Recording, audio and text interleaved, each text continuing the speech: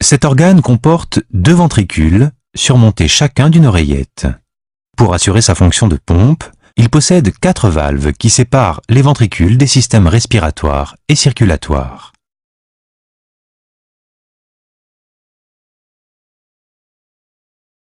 L'oreillette droite collecte le sang pauvre en oxygène.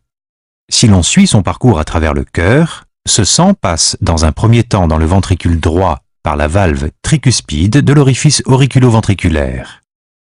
À la fin de la contraction, l'orifice artériel s'ouvre pour libérer le flux de sang dans l'artère pulmonaire.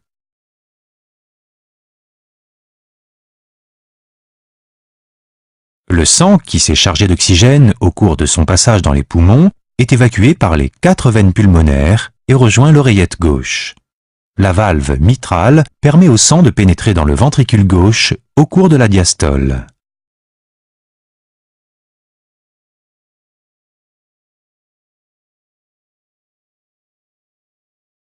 La seconde contraction expulse à forte pression le sang dans l'aorte. À partir de là, il se répartit dans le reste du corps. Pendant la phase de relâchement du cœur, la valve aortique se ferme et le sang chargé d'oxygène coule dans les artères coronaires droite et gauche.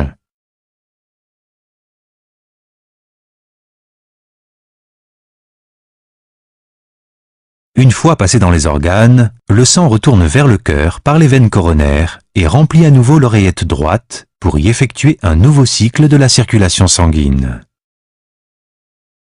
Si l'on considère l'activité cardiaque quotidienne sur la durée de toute une vie, on obtient des chiffres impressionnants.